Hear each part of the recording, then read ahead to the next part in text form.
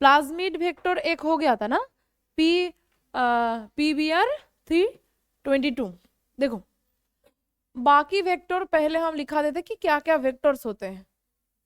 Vectors, vectors को कहाँ कहाँ किस में किसको यूज किया जाता है। देखो 3 टाइप का वेक्टर के बारे में हम पढ़ेंगे। एक जो ऑलरेडी हमने पढ़ लिया, प्लाज्मिड और बैक्टीरियोफाज को भी यूज किया जाता है। और आज पढ़ेंगे एग्रोबैक्टीरियम ट्यूमीफेसिएंस, ठीक है, साइंटिफिक नेम है। और लास्ट में है रेट्रोवायरस। रेट्रोवायरस किस लिए बोला था? एनिमल्स के लिए। मैंने ह्यूमंस बोला था, एनिमल्स के लिए, ठीक है। ये प्लाज्मिड और बैक्टीरियोफाज किस लिए? प्रोकैरियोट और बैक्टीरियोफाज स्पेशली है, तो किस लिए होना चाहिए? बैक्टीरिया के लिए, ठीक है, बैक्टीरिया सेल के लिए, ठीक है, बैक्टीरियल सेल के लिए। एग्रोबैक्टीरियम ट्यूमीफेसिएंस ये किस लिए? फॉर प्लांट सेल्स के लिए। रेट्रोवायरस किस लिए? फॉर एनिमल, जैसे कि ह्यूमन, ठीक है, जैसे कि ह्यूमन में, ठीक है। चलो एक हमने कर लिया था, एक प्लाज्मिड का एग्जाम्पल हमने कर लिया था, वो था PBr322। आज और एक करेंगे, और एक वेक्टर करेंगे जिसका नाम है PUC वेक्टर, ठीक है, हो गया। और ये डिस्कस करेंगे, ये भी डिस्कस करेंगे। चलो हो गया। चलो देखो आज करेंगे PUC8 वेक्टर। इसको PUC8 वेक्टर बोला जाता है। तुम्हें पता है कि 8 जो है ये सीक्वेंस, आइसोलेशन सीक्वेंस के लिए होते हैं नंबर, ठीक है। चलो देखो बिल्कुल जैसे वेक्टर हमने देखा था प्लाज्मिड के लिए, प्लाज्मिड जो था, प्लाज्मिड का जैसा चेहरा था, इसका भी वैसा ही है, इसका भी वैसा ही है। PUC वेक्टर ऐसा ही चेहरा है। इसका इस तरफ एक जीन है, इस तरफ एक जीन है, बाकी जैसे होते हैं बीच में क्या है नहीं है वो हमें कुछ नहीं पढ़ना। 2 चीज पढ़ना है। जैसे हमने जो प्लाज्मिड वेक्टर 322 के लिए पढ़ा था, PBr322 के लिए बहुत सारे कुछ पढ़ा था, उतना सारे कुछ नहीं पढ़ना है यहाँ पे। हमें बस क्या देखना है, यहाँ पे क्या है, एम्पीसिलिन रेजिस्टेंस का जीन है, ठीक है। और इधर साइड में है एक जीन जो यहाँ पे कोई एंटीबायोटिक रेजिस्टेंस जीन नहीं है। जो PBr322 था, दोनों तरफ से एंटीबायोटिक रेजिस्टेंस जीन था। यहाँ पे इस तरफ है एंटीबायोटिक रेजिस्टेंस जीन, यहाँ पे है एक प्रोटीन बनाने का जीन जो है, यहाँ पे एक जीन है, जीन फॉर एक एंजाइम जिसका नाम है बीटा गैलेक्टोसाइडेज, बीटा गैलेक्टोसाइडेज, ठीक है, जीन फॉर बीटा गैलेक्टोसाइडेज इस जगह में है। अब तुमने एक क्या दिया, तुम्हारा जीन ऑफ इंटरेस्ट है ये, ठीक है, ये तुम्हारा जीन ऑफ इंटरेस्ट है।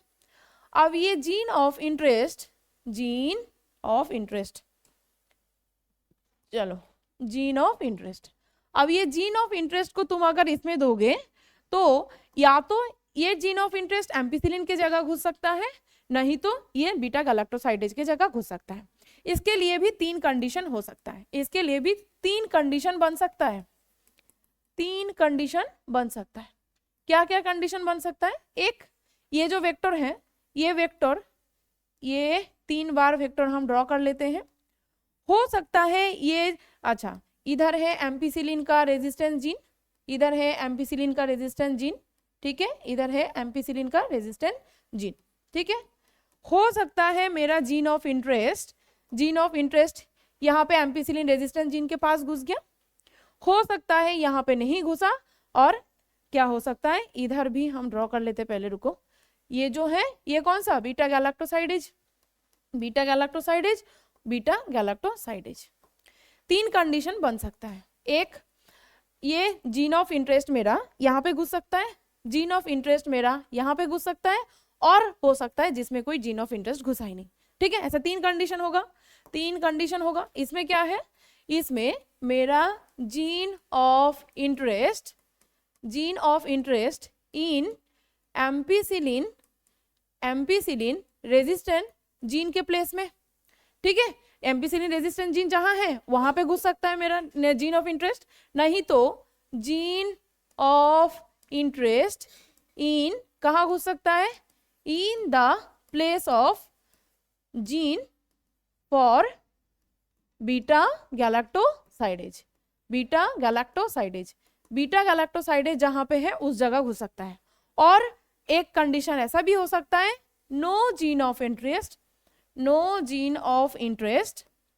इन द कहा मेरा PUC वेक्टर, PUC8 वेक्टर, इसके अंदर कोई जीन ऑफ इंटरेस्ट घुसा ही नहीं है। 3 कंडीशन बन सकता है कि नहीं, हमने ये 3 कंडीशन के बारे में 2 बार पढ़ लिया ऑलरेडी पूरा चैप्टर में, ठीक है।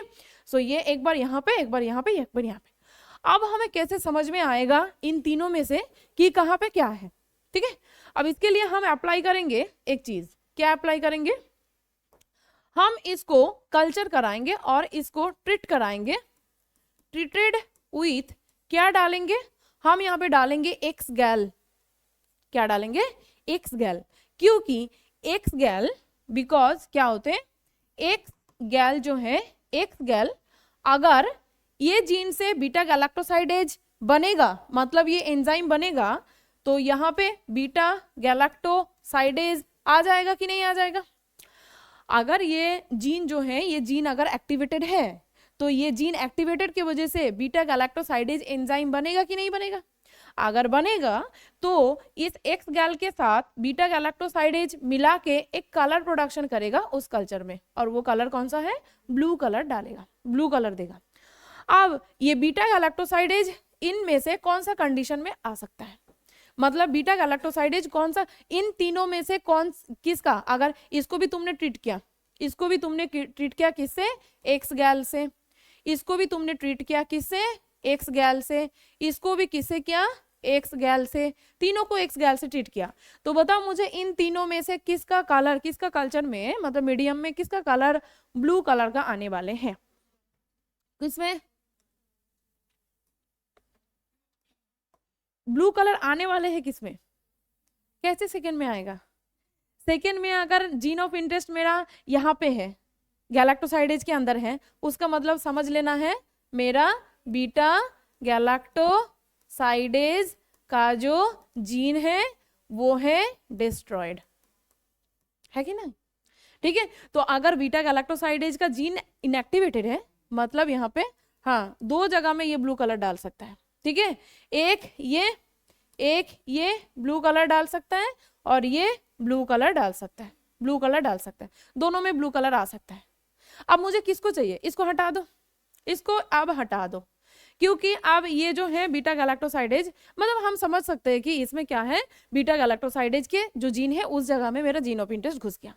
अब बताओ मुझे ये दोनों में से तुम्हें कैसे समझ में आएगा, अब तुम्हें एम्पीसिलिन डालना होगा।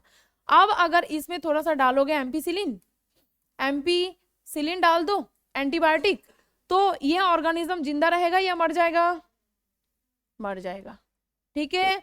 अब इसको डालोगे तो ये क्या होगा, एम्पीसिलिन डालने से ये लिविंग रहेगा। अब मुझे बताओ यहाँ पे जिंदा भी है, एम्पीसिलिन डालने से ये जिंदा भी है, और तुमने जब एक्स गैल डाला था तो ये ब्लू कलर भी दे रहा है, तो तुम्हें समझ लेना है यहाँ पे जैसा बीटा गैलेक्टोसाइडेज था वैसा ही है, और यहाँ पे भी एम्पीसिलिन जैसा था वैसा ही है, मतलब मेरा जीन ऑफ इंटरेस्ट यहाँ पे घुसा है, नहीं घुसा है। तो ये मेरा काम का है, बिल्कुल नहीं है, बिल्कुल नहीं है। मेरा काम का क्या है, कौन है, अब यहाँ पे एम्पीसिलिन जब डालेंगे तो ये डेड हो रहा है, तो हम समझ सकते हैं इन दोनों को तुम बता सकते हो, हम ले सकते हैं, इन दोनों को ही हम ले सकते हैं, क्योंकि जीन ऑफ इंटरेस्ट मेरा घुसना ही मेरा मतलब है। अब यहाँ पे तुम्हें बताना है कि कौन सा कलर्ड होगा और कौन सा कलर नहीं होगा। ये होगा, ये क्या होगा, कलरफुल, ये होगा कलरफुल, और ये क्या होगा, नॉन कलरलेस लिखो, ठीक है। ये कैसा होगा, कलरलेस होगा, ये होगा कलरलेस, ये हो जाएगा कलरलेस, ठीक है। तो मेरा इसको लेके कोई फायदा है, किसको लेके फायदा है मेरा, किसको लेके फायदा है, जिसमें जीन ऑफ इंटरेस्ट घुसेगा उसको लेके हमें फायदा है। ठीक है, तो ये मेरा नॉन रिकॉम्बिनेंट, ये भी रिकॉम्बिनेंट, ये भी रिकॉम्बिनेंट डीएनए। ठीक है, ये होते हैं पीयूसी वेक्टर। तो लिख के रखो यहाँ पे पीयूसी वेक्टर में क्या क्या इंफॉर्मेशन। चलो नेक्स्ट पेज में लिखेंगे, इसको पहले लिख लो, पहले इसको लिख लो।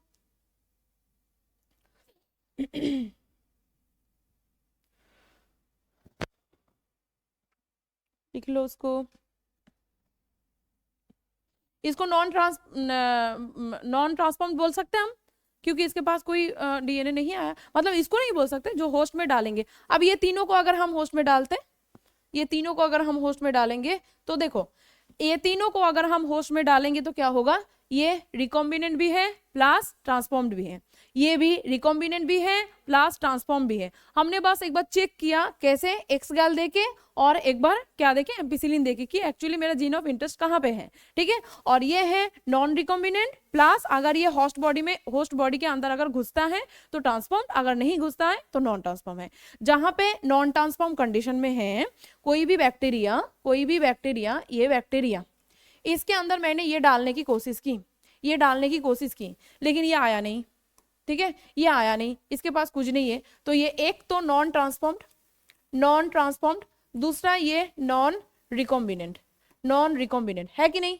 तो एम्पिसिलिन डालने से इसका कंडीशन क्या है, एम्पिसिलिन डालने से इसका कंडीशन क्या है, डेड है। अच्छा अच्छा, हाँ, ये होस्ट का, ये होस्ट का, क्योंकि होस्ट में तो एम्पिसिलिन कैरी करने वाला जो प्लाज्मिड था वो नहीं आया है ना, तो ये तो मैंने इस जीन के लिए डाला था। एम्पिसिलिन जब हम इस प्लाज्मिड में डालेंगे तो ये plasmid can resist, plasmid resist कर सकता है, लेकिन जब ये पूरा जो रिकॉम्बिनेंट जो पार्ट है, मतलब पूरा जो प्लाज्मिड है जिसके पास एम्पिसिलिन रेजिस्टेंट जीन है, वो अगर इसके अंदर नहीं घुसेगा, क्या ये ऑर्गेनिज्म होस्ट बॉडी जिंदा रहेगा, नहीं रहेगा, तो ये मर जाएगा, इसका डेड हो जाएगा। समझ में आया, ये अगर घुसेगा, ये कोई एक होस्ट बना लो, ये और एक होस्ट बना लो, तो ये होस्ट बॉडी के अंदर घुसा है, बोलो इसका क्या कंडीशन होना चाहिए, ये है मेरा प्लाज्मिड, इसके पास कौन सा खराब है, चलो मेरा एम्पिसिलिन रेजिस्टेंट जीन अभी जिंदा है।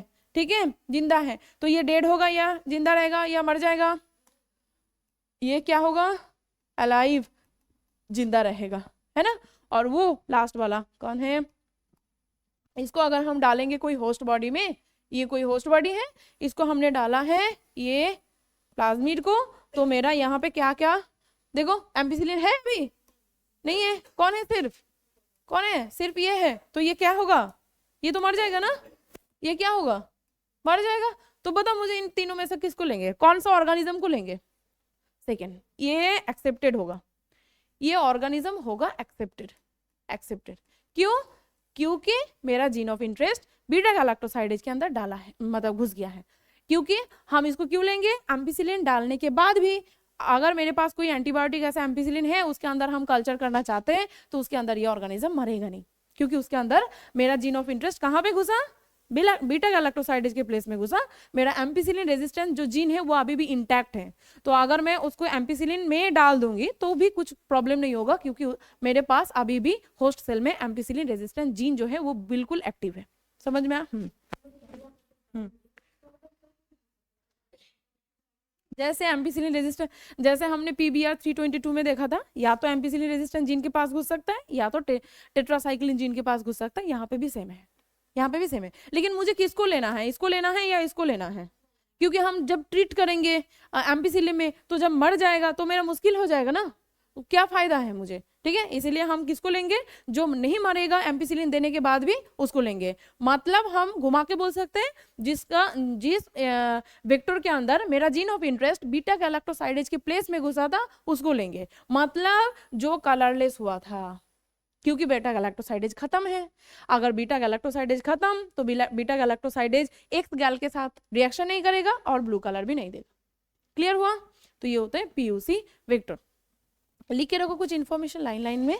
हाँ, और एक बार बताओ, सुनो और एक बार बता देते हैं, सुनो।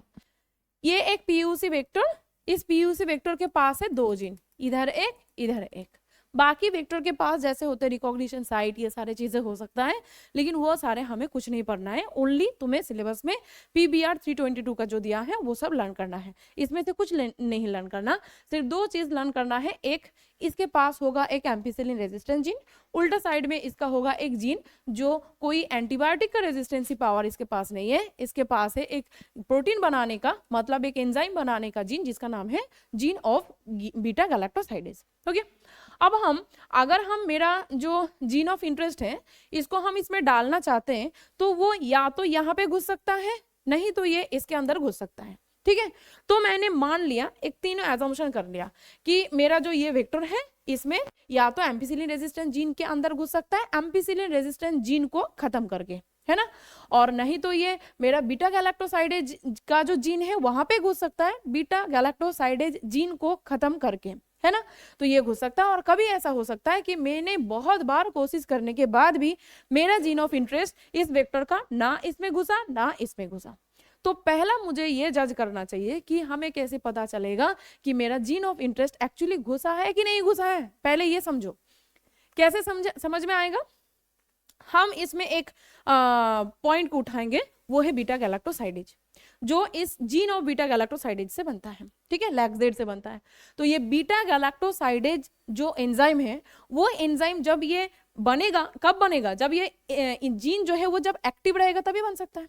तो जब यहाँ पे ये एक्टिव है और ये बीटा गैलेक्टोसाइडेज बन रहा है, उस टाइम अगर हम इसके ऊपर एक्स गैल डाल देंगे, एक्स गैल डालने से दोनों जुड़ के क्या कलर बनाएगा उस मीडियम का? ब्लू कलर बनाएगा उस मीडियम का। अब वो ब्लू कलर तब बनाएगा जब यहाँ पे बीटा गैलेक्टोसाइडेज बन रहा है। हम समझ लेंगे अगर बीटा गैलेक्टोसाइडेज यहाँ से बन रहा है मतलब मेरा जीन ऑफ इंटरेस्ट बिल्कुल बीटा गैलेक्टोसाइडेज जीन के पास नहीं है, इसीलिए वो एक्टिव है। क्लियर? अब वो कहाँ पे है? तो तीन कंडीशन हमने देख लिया कि अगर हम इसको एक्स गैल दिया तो हमने देखा कि ये ब्लू कलर का हो गया। क्यों ब्लू कलर का हो गया? हमें समझ में आ गया कि मतलब यहाँ पे जो बीटा गैलेक्टोसाइडेज का पार्ट है, ये बीटा गैलेक्टोसाइडेज जीन यहाँ पे बन रहा है, यहाँ पे बन रहा है। मतलब तुम बता सकते हो यहाँ पे मेरा जीन ऑफ इंटरेस्ट नहीं है, no gene of interest in this place, है ना, यहाँ पे मेरा जीन ऑफ इंटरेस्ट नहीं है। मुझे नहीं पता यहाँ पे है कि नहीं, वो बाद में समझेंगे, पहले ये समझ में आया। सेकेंड में हमने क्या किया, सेकेंड और एक ऐसा ही PUC जो वेक्टर है उसको लिया, फिर हमने इसके ऊपर भी एक्स गैल दिया, तो हमने देखा ये क्या हो गया, ये ब्लू कलर का नहीं हुआ। जब भी ये नहीं होगा हम समझ लेंगे बीटा गैलेक्टोसाइडेज इनएक्टिव है, बीटा गैलेक्टोसाइडेज बना नहीं है। बीटा गैलेक्टोसाइडेज बना नहीं मतलब बीटा गैलेक्टोसाइडेज का जो जीन है वो ऑफ है, डिस्ट्रॉय हो गया। हम समझ सकते हैं अगर ऑफ है मतलब मेरा जीन ऑफ इंटरेस्ट उसी जगह में घुस गया है। तो हम कंफर्म हो गए यहां से कि हाँ इस जगह में मेरा जीन ऑफ इंटरेस्ट है, और वो भी कौन जगह में है? बीटा गैलेक्टोसाइडेज का प्लेस में है।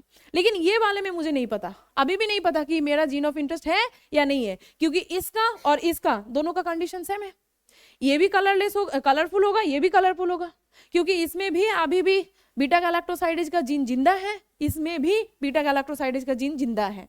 अब हो सकता है यहाँ पे घुसा है, हो सकता है यहाँ पे नहीं घुसा, उसको देखने के लिए हम क्या डालेंगे? इसमें एम्पिसिलिन डालेंगे। अगर हम एम्पिसिलिन डालेंगे तो हमने देखा ये तो ब्लू कलर हुआ था, लेकिन ये डेड हो गया। ये क्या हो गया? डेड हो गया। हम तुरंत समझ जाएंगे डेड हो गया मतलब एम्पिसिलिन रेजिस्टेंस जीन खत्म, है ना, और खत्म मतलब उस जगह में मेरा जीन ऑफ इंटरेस्ट घुसा है। कंफर्म हो गए कि मेरा जीन ऑफ इंटरेस्ट यहाँ पे घुसा है, लेकिन वो कौन सा जगह में? एम्पिसिलिन रेजिस्टेंस के जीन में। लेकिन वो मेरे लिए नहीं चाहिए। क्यों नहीं चाहिए? क्योंकि जब हम एम्पिसिलिन में इसको ट्रीट कराएंगे, तब अगर मेरा होस्ट, ये जो होस्ट में हम डालेंगे वो होस्ट अगर मर ही जाएगा तो वो होस्ट के लेके हम क्या करेंगे? उसको हमें नहीं लेना है। तीसरा वाले में आ जाते हैं। तीसरा में हमने देखा था कि ये कलरफुल भी हो रहा है क्योंकि बीटा गैलेक्टोसाइडेज बन रहा है, लेकिन जब मैंने यहाँ पे एम्पिसिलिन डाला तो क्या हुआ? एम्पिसिलिन को भी रेजिस्ट कर लिया, मतलब इसके पास रेजिस्टेंस जीन भी है, बीटा गैलेक्टोसाइडेज जीन भी है, दोनों ही है। तो दोनों अगर एक्टिव हैं, मेरा जो जीन ऑफ इंटरेस्ट है वो घुसा कहीं पे। अगर मेरा जीन ऑफ इंटरेस्ट कहीं पे घुसेगा तो इन दोनों में से कोई एक इनएक्टिव होगा ना, तो मतलब यहाँ पे दोनों ही एक्टिव है, मतलब इसके पास मेरा जीन ऑफ इंटरेस्ट कुछ क्या हुआ गया हो गया, ठीक है। ये दोनों ही एक्टिव, मतलब मेरा जीन ऑफ इंटरेस्ट कहीं पे प्लेस नहीं मिला उसको। दोनों में से एक एक्टिव एक इनएक्टिव, जहां पे इनएक्टिव वहां पे घुसा है मेरा जीन ऑफ इंटरेस्ट। ठीक है, तो दो चीज देके इसको समझना है। एक बार एक्स गैल मेन यही है, कंफर्म करने के लिए हमें एक बार एम्पिसिलिन डाल के देखना पड़ेगा। अब समझ में आया? ठीक है, चलो छोटे छोटे इंफॉर्मेशन पीयूसी के लिए लिख लेते, लिख के रखो। पीयूसी एक वेक्टर है, PUC vector, PUC vector, a vector have two gene, यहां पे एक है एम्पिसिलिन रेजिस्टेंट जीन एंड और एक क्या बोलो, और एक जीन है जिसका नाम है gene of beta galactosidase, beta galactosidase enzyme, ये प्रोटीन बनाएगा। ठीक है, ये अब ठीक है, देखो इसको ट्रीट कराना हमने किससे ट्रीट किया, लिख के रखो information. When PUC is treated with किससे, एक्स गैल से, एक्स गैल से, एक्स गैल क्या करेगा, X gal mix with beta galactosidase, beta galactosidase and form कैसा colour, blue colour, blue colour, blue colour. जब ऐसा ब्लू कलर देगा हम समझ जाएंगे, मीन्स हम समझ जाएंगे कि no gene of interest, no gene of interest in the place of, हाँ in the place of beta galactosidase, galactosidase gene. देखो ये लैंग्वेज से समझ में आया, इसीलिए सीधा करके मैंने लैंग्वेज को लिखा दिया। देखो when PUC is treated with x गैल, जब दिया तो ये दोनों से मिक्स होके कैसा कलर बना दिया, ये ब्लू कलर बना दिया, ब्लू कलर का मीडियम बना दिया। उसका मतलब हमें समझ में आ गया कि इसमें no gene of interest in the place of मेरा बीटा गैलेक्टोसाइडेज। ठीक है, उसके बाद हमने क्या किया, ट्रीटेड विथ एम्पिसिलिन, एम्पिसिलिन ठीक है, एंटीबायोटिक। बोलो तो जब हम एम्पिसिलिन एंटीबायोटिक्स डालेंगे तो ऑल नॉन ट्रांसफॉर्म जो है, नॉन ट्रांसफॉर्म्ड जो होस्ट सेल है, वो होस्ट सेल सारे क्या हो जाएगा, सारे के सारे का क्या हो जाएगा, डेथ हो जाएगा, है ना। Non transformed host cell, non transform host cell is खाली खाली, कुछ नहीं है इसके पास। तो एम्पिसिलिन रेजिस्टेंट जीन भी नहीं है इसके पास, है ना, कुछ नहीं आया। तो सारे होस्ट ऐसे ऐसे खत्म नहीं हुआ भाई ठीक है, इसको इसका क्या हो जाएगा, सारे का डेथ हो जाएगा, रहेगा किसका किसका, समझा दिया मैंने। ठीक है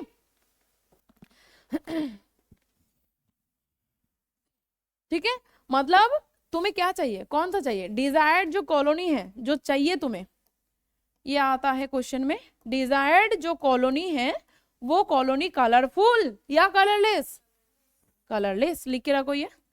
ठीक है, कलरलेस, कलरलेस है। ठीक है, desired colony of the host organism, host cell क्या होना चाहिए, कलरलेस होना चाहिए। जो जो कलरलेस होगा समझ जाओगे उसके पास बीटा गैलेक्टोसाइडेज प्लेस में मेरा जीन ऑफ इंटरेस्ट घुसा, मतलब मेरा एम्पिसिलिन रेजिस्टेंट जीन का जो पार्ट है वो भी जिंदा है, तो कोई प्रॉब्लम नहीं होगा उसको अगर हम एम्पिसिलिन के अंदर डुबाएंगे तो। ठीक है, हो गया, पीयूसी समझ में आ गया चलो नेक्स्ट, एक बार प्रीवियस में चलो, एक पेज में मैंने एक चीज समझाया उसको और एक बार देखते हैं। देखो ये हमारा हो गया। अब देखो एग्रोबैक्टीरियम ट्यूमिफेसियंस बताएंगे और रेट्रोवायरस समझ जाओगे। देखो एग्रोबैक्टीरियम ट्यूमिफेसियंस, देखो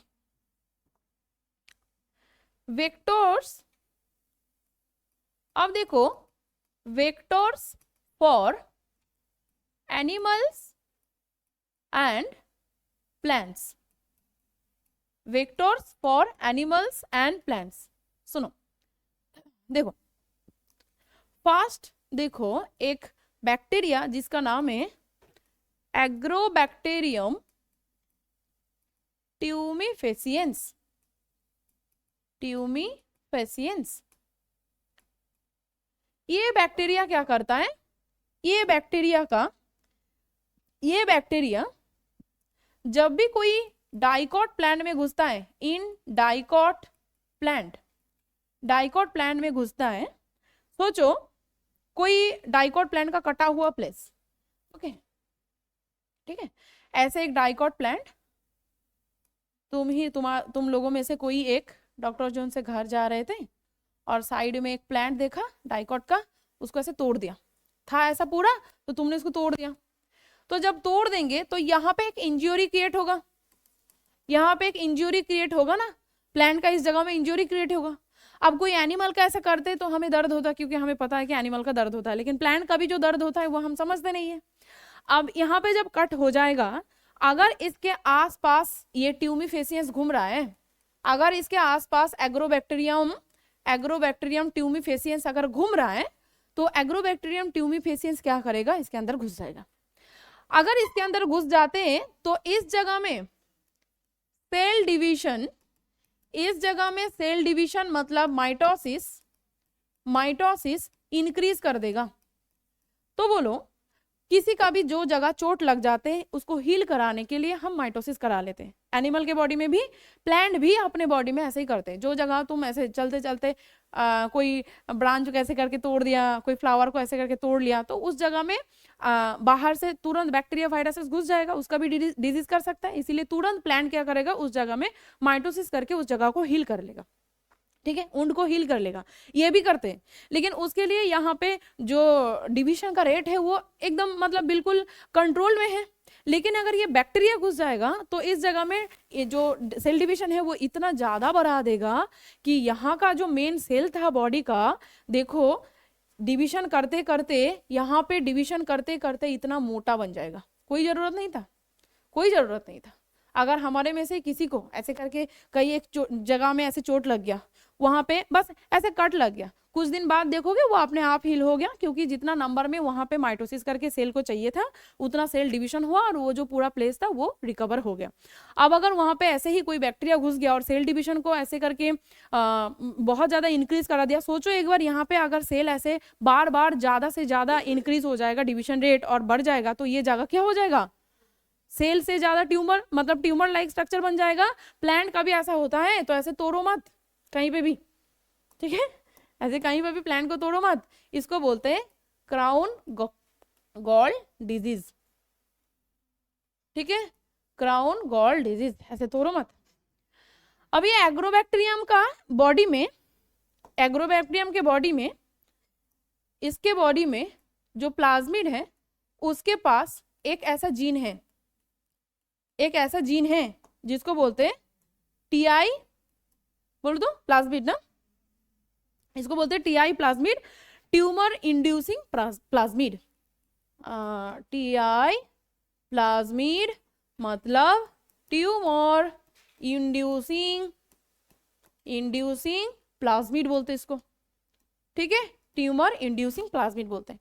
क्योंकि इसके पास जो एक ऑब्वियसली पूरा जीन तो ऐसा नहीं करता है, हमारे बॉडी में डीएनए का कोई मतलब पूरा डीएनए में जितना जीन है सारे जीन तो एक काम नहीं करता है। तो ये प्लाज्मिड का भी, ये इसको बहुत बुरा समझने का कोई जरूरत नहीं है, इसका बाकी जीन अच्छा भी हो सकता है। एक जीन है इसका, तो तुम ऐसा मौका छोड़ोगे तो वो क्यों नहीं मौका उठाएगा, तो ये जाके क्या करेगा, सेल डिवीजन को बढ़ा देगा, ट्यूमर बना देगा। उसके लिए एक स्पेसिफिक पार्ट है, उसके लिए एक स्पेसिफिक जीन है। तो मतलब समझ में आ रहा है कि इस बैक्टीरिया का जो प्लाज्मिड है वो बहुत इजीली इस प्लांट में ट्रांसफर हो सकता है कि नहीं, समझ में आ रहा है, इसका प्लाज्मिड बहुत इजीली इसके बॉडी में जीन में घुस सकता है, और ऐसा घुसा कि उसके बॉडी में सेल डिवीजन रेट को ही बढ़ा दिया। इसका मौका ह्यूमन उठाते हैं, ठीक है, कैसे ह्यूमन उठाते हैं, ह्यूमन ने सोच लिया ठीक है भाई, तुम ये जो बैक्टीरिया ऐसे ही जाके क्राउन गॉल डिजीज बनाते हो, तो क्यों ना हम इसको ही यूज करके जीन ऑफ इंटरेस्ट को इस जगह जोड़ के इसको काट के मतलब जो जीन ट्यूमर बनाते हैं उस जीन को काट के उस जगह हम क्या करेंगे, जीन ऑफ इंटरेस्ट को डालेंगे और छोड़ देंगे इसके पास, तो क्या हो जाएगा, घुस जाएगा, और उसके साथ क्या हो जाएगा, मेरा जीन ऑफ इंटरेस्ट इसके बॉडी में आ जाएगा, तो जितना इसके बॉडी में आएगा मेरा फायदा हो गया, ठीक है। तो इसका अच्छा पॉजिटिव चीज को यहाँ पे मौका उठा लिया गया। ये होस्ट, चलो ये होस्ट, डाइकॉट होस्ट, कोई भी डाइकॉट प्लांट, और ये है बैक्टीरिया, एग्रोबैक्टीरियम, हाँ एग्रोबैक्टीरियम ट्यूमीफेसियंस, ट्यूमीफेसियंस, ठीक है, ट्यूमीफेसियंस। अब इसके पास जो gene of interest sorry plasmid था, उसके पास एक हिस्सा था ना, देखो ये हिस्सा था टीआई, जो जीन है ट्यूमर इंड्यूसिंग जीन है। तो ये ट्यूमर इंड्यूसिंग जीन को हम क्या करेंगे, काट करेंगे, ठीक है। ट्यूमर इंड्यूसिंग जीन को हमने क्या किया, काट कर दिया, ठीक है, काट दिया, ठीक है, ट्यूमर इंड्यूसिंग जीन को काट दिया। ट्यूमर इंड्यूसिंग जीन को काट के हम क्या करेंगे, इसको निकाल दो यहाँ से। देन इस प्लाज्मिड को क्या करो, मेरा जो जगह से मैंने जीन ऑफ इंटरेस्ट, यहाँ पे जो जगह से मैंने इसको काट दिया, ट्यूमर इंड्यूसिंग जीन को काट दिया, उस जगह एक मेरा अच्छा कोई एक डिजायरेबल कैरेक्टर हो सकता है इस प्लांट में, ऐसा कोई जीन ऑफ इंटरेस्ट को इसमें घुसा दो। चलो ये मेरा क्या हो गया, जीन ऑफ इंटरेस्ट। अब ये बैक्टीरिया को छोड़ दो आसपास, क्या हो जाएगा, ये अब इसके अंदर घुस सकता है, मल्टीप्लिकेशन कर सकता है। इसका अच्छा मौका हमने उठा लिया, इसको वेक्टर बना लिया, इसको हमने वेक्टर बना लिया। हम इसको अब रिकॉम्बिनेंट हाँ बोলো, অবশ্যই, হ্যাঁ ওটা বলতে পারবো না স্প্রে করা হয় কিনা, কোনো টেকনিক থাকবে এটা এই প্ল্যান্টের মধ্যে দেওয়া, যেমন এখনই পড়াবো দেখবে কম্পিটেন্ট হোস্ট তৈরি করার জন্য অনেক রকমের পদ্ধতি আছে। এবার কোন অর্গানিজমে কেমন ভাবে পদ্ধতি হয় ওটা বোঝার জন্য তুমি হায়ার স্টাডি করো, আমাকে এসে বলবে ঠিক আছে। হ্যাঁ হুম হুম হুম হুম হুম नहीं नहीं नहीं नहीं, ये सेल के अंदर, इसके अंदर घुस सकता है, इसीलिए हमने चूज किया। ट्यूमर बनाना अच्छा नहीं है, ट्यूमर बनाना प्रॉब्लम हो जाएगा। ट्यूमर बनाएगा तो यहाँ पे उसको खाना ज्यादा चाहिए, जैसे हमारे बॉडी में अगर कहीं जगह के ट्यूमर हो जाते तो वो ऑब्वियसली बॉडी के लिए खराब है, तो ये भी खराब ही है। लेकिन हम इसमें अगर इसको नहीं डालेंगे, ये नहीं जाएगा, तो ऑब्वियसली यहाँ पे ट्यूमर भी नहीं बनेगा, लेकिन जीन तो जाएगा ना इसके बॉडी में, जीन तो जाएगा, तो वो जीन को हम कलेक्ट कर सकते हैं जब इसके बॉडी में रहेगा। आसानी से जाता है, क्योंकि बहुत बार मैंने बोला है कि कोई एक जीन ऑफ इंटरेस्ट को एक प्लाज्मिड के साथ जोड़ना भी बहुत मुश्किल है, और इस प्लाज्मिड को एक होस्ट बॉडी में डालना भी बहुत मुश्किल है। ये दोनों प्रोसेस बहुत मुश्किल का काम है, तो ये मुश्किल काम अपने आप नेचर ने सही कर दिया, ठीक है, हो गया। एग्रोबैक्टीरियम ट्यूमीफेसियंस, सेम चीजें इसके साथ भी होते हैं रेट्रोवायरस के लिए। रेट्रोवायरस जो है, रेट्रोवायरस का एक जीन होते हैं जो एनिमल बॉडी में कैंसर क्रिएट कर सकता है, हम क्या करेंगे उसको काट देंगे। चलो एनिमल का देख लेते हैं छोटा करके, ठीक है, हो गया, ये हो गया। ये तो हमने प्लांट के लिए समझा, डाइकॉट प्लांट के लिए समझा। अब चलो एक एनिमल में बोल देते हैं। इन एनिमल ठीक है, किसको यूज करते हैं, यूज रेट्रोवायरस, रेट्रोवायरस को यूज करते हैं एज वेक्टर, वेक्टर को। बट यहाँ पे जो ये जो रेट्रोवायरस है ना, ये जो रेट्रोवायरस है, this retrovirus also have cancer causing gene, these have cancer causing gene. तो हम क्या करेंगे, रेट्रोवायरस बहुत आसानी से कोई ऑर्गेनिज्म के बॉडी में घुस जाता है, तो हम क्या करेंगे, इसके बॉडी से इस जीन को काट देंगे। तो क्या करना है, हम क्या करेंगे, इस जीन को काट दो, ये देखो हमने काट दिया, ठीक है। तो हमने क्या किया, काट द कैंसर कॉजिंग जो जीन है उस जीन को काट दिया। अब क्या करना है, इस रेट्रोवायरस को यूज करो। ये रेट्रोवायरस का जो जगह से मैंने कैंसर कॉजिंग जीन को हटा दिया, वहां पे क्या कर दो, इंट्रोड्यूस, यहाँ पे क्या करो, introduce the gene of interest. फिर इसको छोड़ दो, ये एनिमल में घुस जाएगा, एनिमल होस्ट सेल में घुस जाएगा। अब इस एनिमल होस्ट सेल में ऐसा ही हम जीन को डालेंगे जो मेरा डिजरेबल है, और वो डिजरेबल जीन जाके मल्टीप्लिकेशन करेगा, वो कैरेक्टर को शो करेगा, ठीक है। ये जब जाते हैं बॉडी के अंदर तो यहाँ से कोई ना कोई प्रोटीन बनते हैं ना, यहाँ से कोई प्रोटीन बन रहा था, देखो यहाँ से कोई ना कोई प्रोटीन बन रहा था, यहाँ से भी तो कोई ना कोई प्रोटीन बन रहा था, और यहाँ से प्रोटीन बन रहा था, इसीलिए डिजीज हो जाते हैं, एनिमल बीइंग डिजीज हो जाते हैं, अफेक्टेड हो जाते हैं। अब इसको ऑफ कर दिया मैंने, इसको ऑफ करके अगर हम इसको एक्टिव करेंगे तो ये प्रोटीन बनाएगा। अब ये जो प्रोटीन मुझे चाहिए एनिमल के बॉडी में, वही प्रोटीन बनेगा यहाँ पे, और वो प्रोटीन बनने के लिए उस ऑर्गेनिज्म के बॉडी में वही कैरेक्टर शो होगा। क्लियर? तो ये जो डिजीज कर सकता है ऐसा ऑर्गेनिज्म का प्लास्टिड को प्लाज्मिड को लेके हम वेक्टर, एज ए वेक्टर हम यूज कर ले सकते हैं। क्लियर हो गया? ओके, ये सारे हो गया। अब देखो ये होस्ट बनाने का जो प्रोसेस है, इसको हमें थोड़ा सा पढ़ना है कि ये जो होस्ट बॉडी हम बनाते हैं, होस्ट बॉडी को हम कैसे बना सकते हैं, मतलब जो जीन ऑफ इंटरेस्ट है। आगे जाए, हो गया? ओके, ठीक है ठीक है ठीक है। तब तक हम थोड़ा सा ज्ञान दे देते जब हम ये होस्ट बॉडी बनाते हैं तो ये होस्ट बॉडी के अंदर जीन ऑफ इंटरेस्ट इजीली नहीं घुसता है। जो जीन ऑफ इंटरेस्ट है, वो जीन ऑफ इंटरेस्ट जब हम होस्ट बॉडी में डालते हैं तो होस्ट बॉडी इजीली नहीं लेता है, क्योंकि डीएनए जो होता है ना, मतलब जो भी जीन ऑफ इंटरेस्ट है, ये जीन ऑफ इंटरेस्ट एक्चुअली क्या है, हाइड्रोफिलिक है या हाइड्रोफोबिक है? बताओ तो। न्यूक्लियोप्लाज्म के अंदर रहता है कि नहीं? न्यूक्लियोप्लाज्म के अंदर क्या है, पानी है कि नहीं? तो क्या होगा? अभी मैंने बोला, एक्सप्लेनेशन भी किया कि न्यूक्लियोप्लाज्म के अंदर पानी है कि नहीं, तो उसके अंदर ही तैरता है पूरा डीएनए। तो डीएनए मतलब क्या होगा इसमें, हाइड्रोफिलिक है, पानी को पसंद करता है ये, ठीक है। लेकिन अगर ये डीएनए को हम कोई सेल के अंदर घुसाना चाहेंगे, ये सेल है, प्लास्टिड नहीं है, प्लाज्मिड नहीं है, चलो ये प्लाज्मिड जैसा बन गया। देखो, अगर ये कोई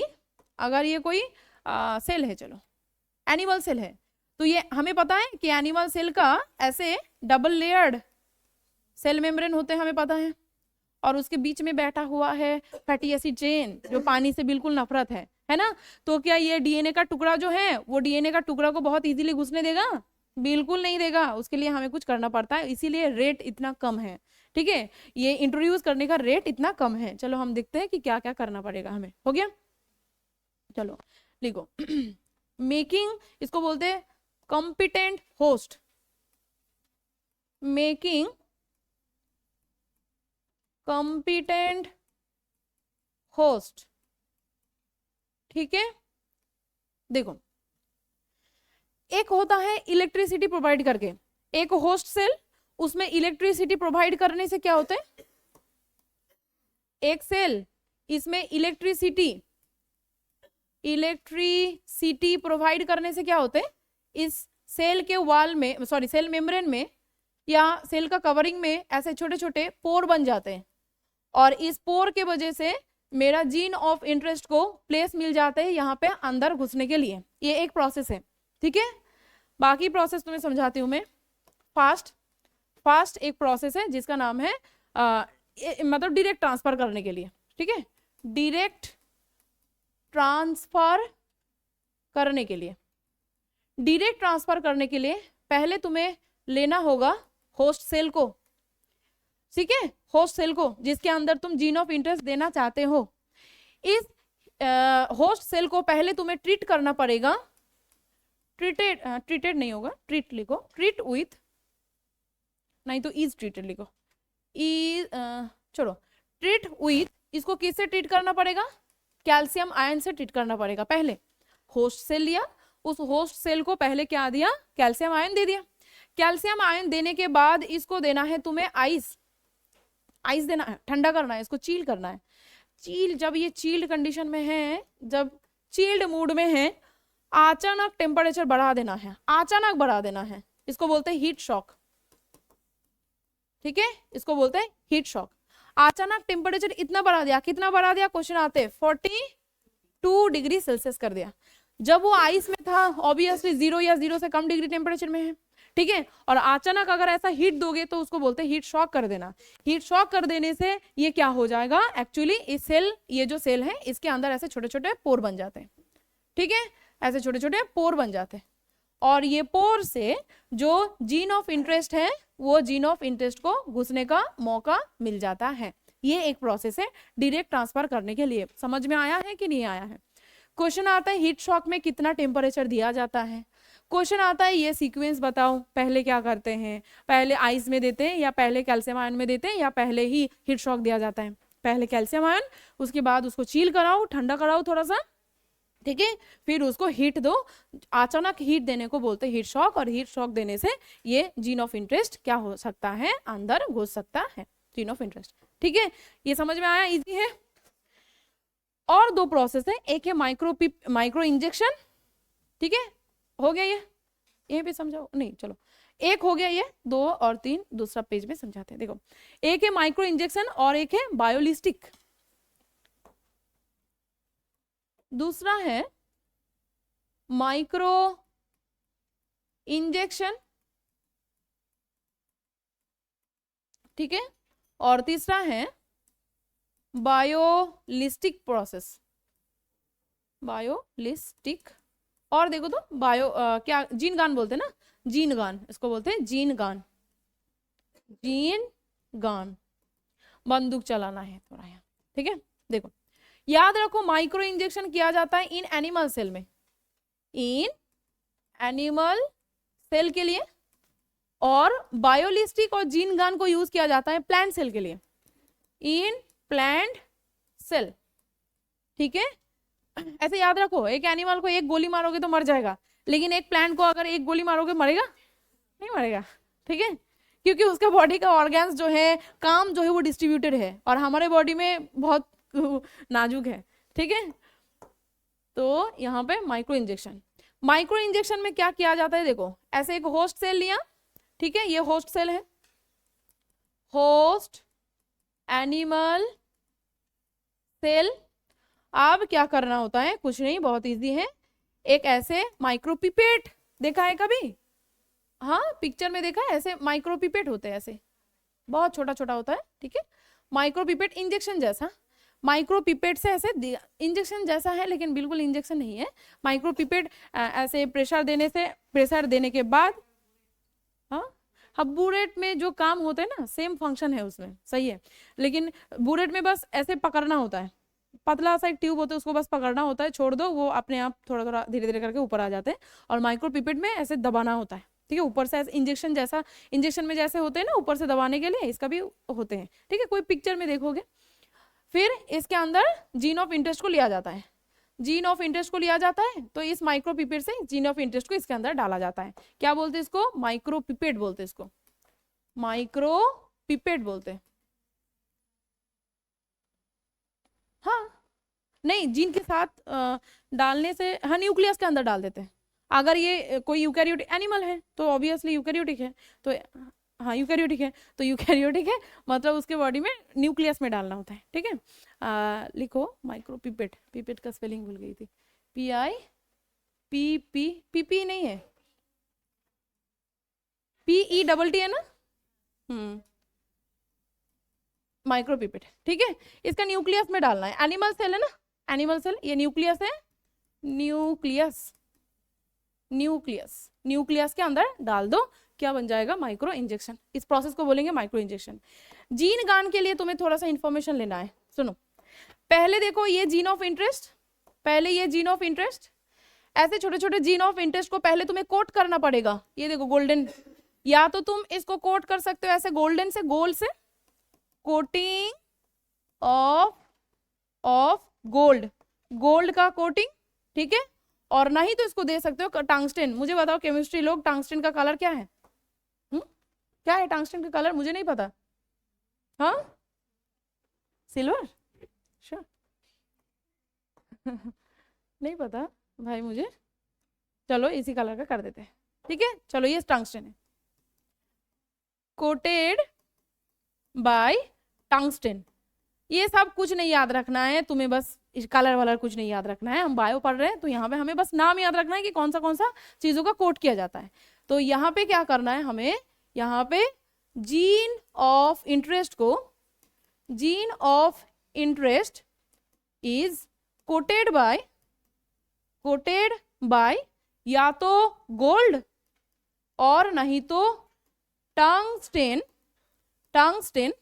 एंड इसको क्या किया जाता है, बोम्बार्डेड इनटू द सेल, मतलब उसके अंदर कोई गन वन ऐसा कुछ होगा, उसको घुसाया जाता है, and bombarded into the plant host cell, ठीक है, प्लांट होस्ट सेल में घुसाया जाता है, ठीक है ना।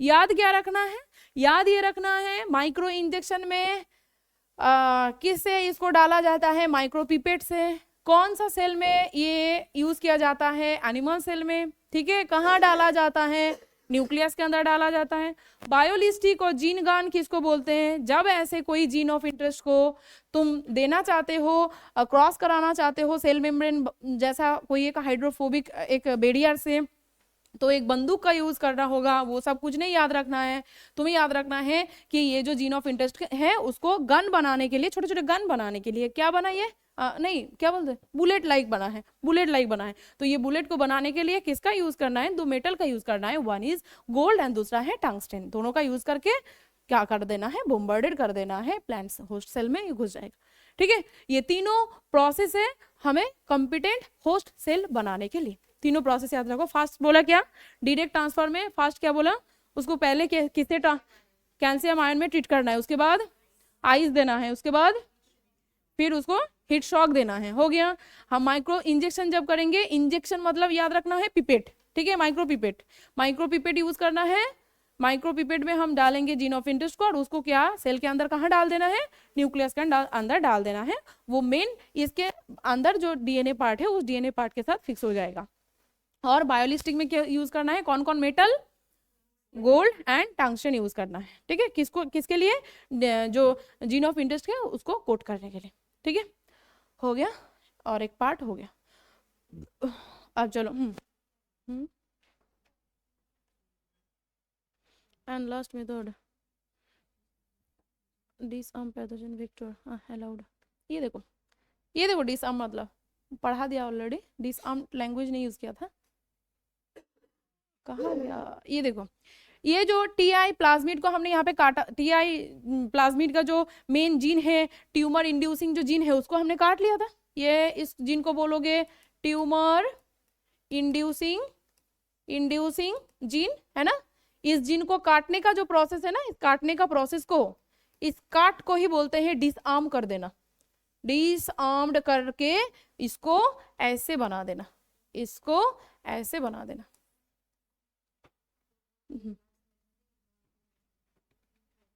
हम्म हम्म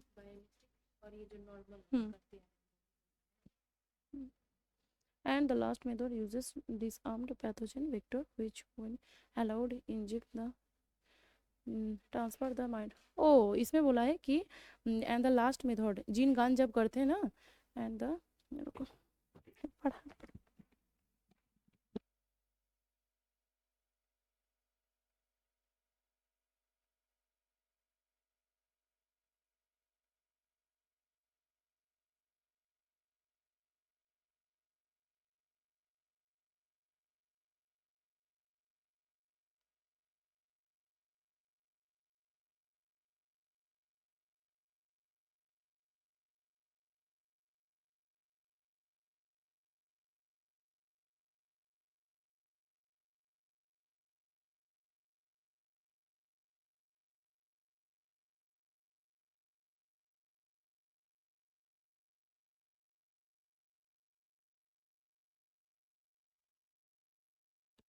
हो गया। चलो नेक्स्ट देखो, नेक्स्ट देखो recombinant protein, recombinant protein, recombinant protein का मतलब क्या है, सुनो देखो। रिकॉम्बिनेंट प्रोटीन का मतलब क्या है, ये देखो एक होस्ट सेल है ये, है ना, ध्यान से सुनो, ये एक होस्ट सेल है। अब ये एक होस्ट सेल के पास एक डीएनए था, खुद का इसका डीएनए था, ठीक है ना, खुद का एक डीएनए था। अब ये डीएनए से कुछ ना कुछ प्रोटीन बन रहा था, इस डीएनए से कुछ ना कुछ प्रोटीन बन रहा था, ठीक है। ये इसका खुद का प्रोटीन है, ये इसका सेल्फ प्रोटीन है, सोचो और इसका सेल्फ डीएनए है, क्लियर। अब तुमने जब एक जीन ऑफ इंटरेस्ट, एक जीन ऑफ इंटरेस्ट को यहाँ पे अप्लाई किया था, तब इसके जीन के साथ ये जीन ऑफ इंटरेस्ट भी आ गया था, जीन ऑफ इंटरेस्ट भी आ गया था। अब जो प्रोटीन यहां से बन रहा था उसी के साथ साथ यहां से भी एक प्रोटीन बनेगा कि नहीं बनेगा, बन सकता है कि नहीं बन सकता है। लेकिन बोलो तो ये जो रेड कलर का मैंने प्रोटीन बोला, ये जो रेड कलर का प्रोटीन दिखा है, ये भी प्रोटीन है। तो ये प्रोटीन क्या, ये खुद का सेल्फ प्रोटीन है, ये नॉन सेल्फ है ना, ये नॉन सेल्फ प्रोटीन है। और ये प्रोटीन को हमने क्या किया, इसके अंदर दिया, और इसके अंदर देने से ये ऑर्गेनिज्म ये प्रोटीन को बनाने में मजबूर हो गया। मतलब इसके पास खुद प्रोटीन बनाने के लिए एक ताकत था, लेकिन दूसरा बाहर से जब हम जीन ऑफ इंटरेस्ट यहाँ पे दिया तो जीन ऑफ इंटरेस्ट के लिए उसने अपने बॉडी में प्रोटीन बनाना शुरू किया। अब मुझे यहाँ से सुनो, सेल प्रोटीन से मुझे एक कैरेक्टर मिल रहा था बहुत पहले, वो था सोचो डवार्फ ऑर्गेनिज्म। ठीक है, ये ऑर्गेनिज्म डवार्फ प्लांट जो है वो डवार्फ है। अब मुझे ऐसा डवार्फ नहीं चाहिए, मुझे चाहिए क्या, लंबा सा कोई ऑर्गेनिज्म। तो ये डवार्फ से सोचो, ये जो जीन है ये टॉल बना दिया इसको, ये टॉल है, सॉरी ये टॉल बना दिया, टॉल प्लांट के लिए है। तो अभी प्लांट ये जो लिया है, या तो नहीं तो सोचो कि इसके पास ये जो पूरा प्रोटीन था, इस प्रोटीन में से ऐसा कोई जीन नहीं था, ऐसा सॉरी यहाँ पे जो जीन था वहां से कोई ऐसा प्रोटीन नहीं था जो प्रोटीन इसको डिजीज रेजिस्टेंट बना सकता है। और जो जीन ऑफ इंटरेस्ट मैंने यहाँ पे डाला, उस जीन के वजह से डिजीज रेजिस्टेंट पावर बढ़ गया। ठीक है, तो ये भी लिख सकते हो। सुनो, ये जो सेल प्रोटीन था, इसके लिए क्या था, no disease resistance, disease resistant, और यहां से क्या हो गया, डिजीज रेजिस्टेंट पावर यहाँ पे आ चुका है। तो बताओ, ये जो कैरेक्टर है, ये खुद का ये जो कैरेक्टर है डिजीज रेजिस्टेंसी पावर, ये इसके जीन में नहीं था। कहाँ से आया, जो जीन मैंने यहाँ पे डाला है इससे आया है। ये जो प्रोटीन बना है, इस प्रोटीन को आप यहाँ पे हम बोलेंगे रिकॉम्बिनेंट प्रोटीन, क्योंकि हम रिकॉम्बिनेंट डीएनए जब बनाया था, जब वो रिकॉम्बिनेंट डीएनए किसी के बॉडी में शो होगा और प्रोटीन बनाएगा, उस प्रोटीन को हम रिकॉम्बिनेंट प्रोटीन भी तो बोल सकते हैं, है ना, क्योंकि वहां पे सेल्फ के साथ साथ नॉन सेल्फ भी है। जैसे एक डीएनए में जब ये खुद प्लाज्मिड था तो हम ठीक है प्लाज्मिड है, जब यहाँ पे एक न्यू डीएनए जोड़ दिया तब हम इसको रिकॉम्बिनेंट डीएनए बोला। तब इस डीएनए से जब कोई, मतलब ये खुद का डीएनए से जब कोई प्रोटीन बन रहा था, तो यहाँ पे जीन ऑफ इंटरेस्ट से भी तो कोई प्रोटीन बन रहा है। तो मिक्सअप हो रहा है कि नहीं, मिक्सचर हो रहा है कि नहीं, तो इसीलिए यहाँ पे हम इस प्रोटीन को बोलेंगे रिकॉम्बिनेंट प्रोटीन। ठीक है, इसको बोलेंगे रिकॉम्बिनेंट प्रोटीन। और जो होस्ट बना है, इस होस्ट को क्या बोलेंगे, हेटेरोलोगस बोलेंगे। हाँ, हेटेरोलोगस जो होस्ट बोलेंगे। ठीक है, हेटेरोलोगस होस्ट बोलेंगे। क्यों, क्योंकि इस हेटेरोलोगस होस्ट के पास देखो सेल्फ प्रोटीन भी है, इसके पास सेल्फ प्रोटीन भी है, इसके पास नॉन सेल्फ प्रोटीन भी है ना। नॉन सेल्फ प्रोटीन कहाँ से आया, जीन ऑफ इंटरेस्ट से आया है कि नहीं, दोनों का मिक्सचर है, इसीलिए इसको बोलेंगे हेटेरोलोगस। हेटेरो मतलब अलग अलग है, दोनों का ही कैरी कर रहा है, खुद का भी डीएनए से जो प्रोटीन बनाना चाहिए था वो भी बना रहे हैं, बाहर से जो हमने जोर जबरदस्ती इसके अंदर इतना सारे कुछ करके इसके अंदर डाला है, वहां से भी प्रोटीन बना के हमें दे रहा है। तो ये होस्ट सेल बन गया अभी हेटेरोलोगस, और जो प्रोटीन इस होस्ट सेल के बॉडी से बन रहा है उसको बोलेंगे हम रिकॉम्बिनेंट प्रोटीन।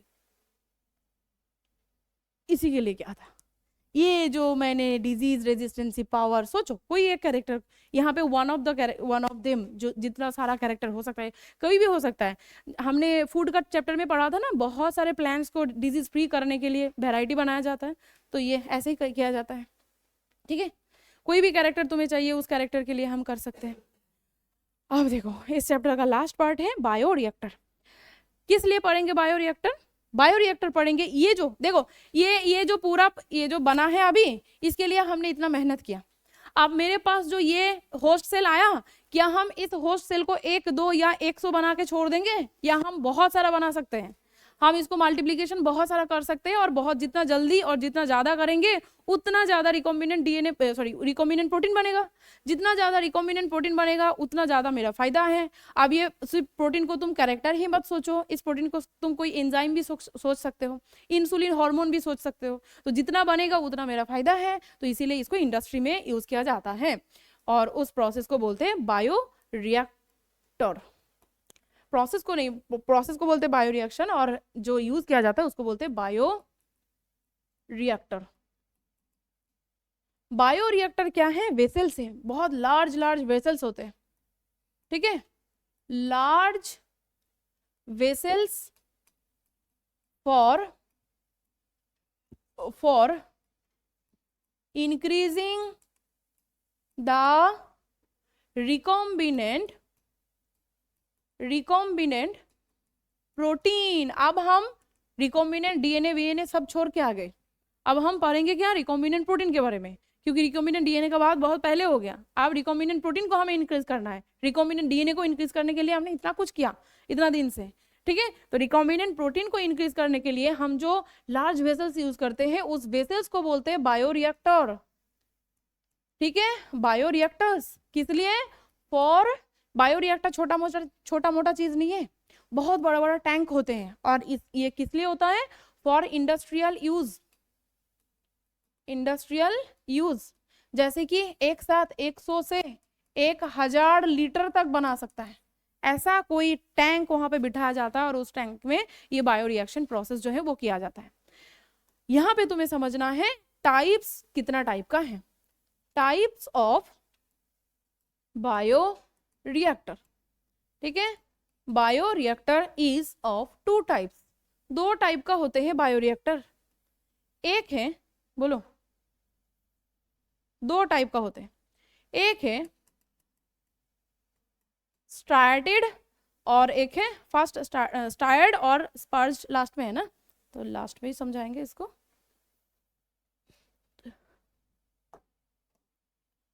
चलो, स्टार्ड ईडी, स्टार्ड डबल आ रहे है कि नहीं, देखो तो डबल आ रहे है ना,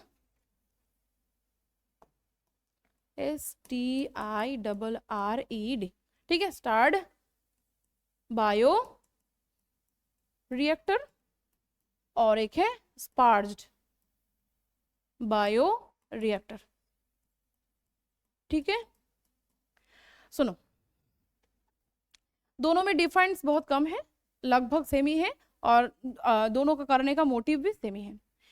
एक ऐसे टैंक लिया जाता है स्टार्ड बायोरिएक्टर में, ऐसे बड़ा सा एक टैंक लिया जाता है, और इस टैंक के साथ मिडिल में ऐसे जुड़ा जाता है एक मोटर को, ठीक है, ऐसे एक मोटर को जुड़ा जाता है, ओके, ऐसे एक मोटर को जोड़ दिया, और ये मोटर ऐसे घूमेगा, ठीक है। ये है मोटर, पहले ये है एक मोटर, मोटर क्या करेगा? मूव करेगा, ऐसे घूमेगा, और इसके यहाँ पे ऐसे छोटे छोटे ऐसे स्ट्रक्चर लगाया जाता है, ऐसे फैन लाइक ऐसे छोटे छोटे स्ट्रक्चर लगाया जाता है, जो जितना ये मोटर घूरेगा उतना ज्यादा बीच में अंदर जो छोटे छोटे स्ट्रक्चर, इसका कांटे जैसा स्ट्रक्चर बनता है, इसको बोलते हैं इम्प्यूलर, इसको बोलते हैं इम्प्यूलर। ये जो स्ट्रक्चर है इसको बोलते हैं इम्प्यूलर। ये इम्प्यूलर क्या करेगा? ब्लेड लाइक ही है, ये घूमेगा, ये भी ऐसे घूमेगा, ठीक है ना, ये भी ऐसे घूमेगा, जितना घूमेगा यहाँ पे क्या होगा? फोम क्रिएट होगा, यहाँ पे फोम क्रिएट होगा, ठीक है, फोम क्रिएट होगा, और ये जो लिक्विड है इस लिक्विड में मिक्स किया जाता है ब्रॉथ को। ब्रॉथ मतलब क्या है? न्यूट्रिशन और nutrients for the bacteria, nutrient for bacteria, bacteria के लिए न्यूट्रिएंट को यूज किया जाता है इसमें, और मिनरल्स, ठीक है, न्यूट्रिएंट्स और मिनरल्स को यहाँ पे यूज किया जाता है। अब इसमें जब मिनरल को तुम यहाँ पे इंक्रीज करा मतलब दिया, प्लस उस मिनरल को सही से होमोजेनसली डिस्ट्रीब्यूट करने के लिए इस मोटर को भी घुमा रहे हो, और जो तुमने बैक्टीरिया यहाँ पे फॉर्मेशन करके लिया था, बोलो बैक्टीरिया इधर आ जाओ, ये देखो कहाँ पे है हमारा, ये जो रिकॉम्बिनेंट, जो यहाँ पे देखो जो होस्ट सेल, ये तो था होस्ट सेल, होस्ट सेल, कौन सा होस्ट सेल? होस्ट सेल को हमने नाम दिया था हेटेरोलोगस होस्ट सेल। इस हेटेरोलोगस होस्ट सेल यहाँ पे डाल दोगे, चलो यहाँ पे हेटेरोलोगस होस्ट सेल, सारे होस्ट सेल जितना भी तुम्हारे पास है वो डाल दोगे, वो सारे डाल दोगे, ठीक है।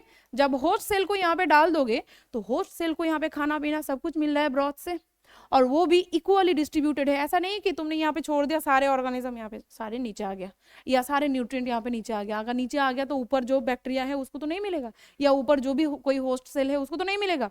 इसीलिए इस मोटर को घुमा के क्या करना है, इक्वली चारों तरफ फूड को भी प्लस बैक्टीरिया या होस्ट सेल को भी चारों तरफ क्या करना है, इक्वली डिस्ट्रीब्यूट करना है। ये होस्ट सेल है, होस्ट सेल है।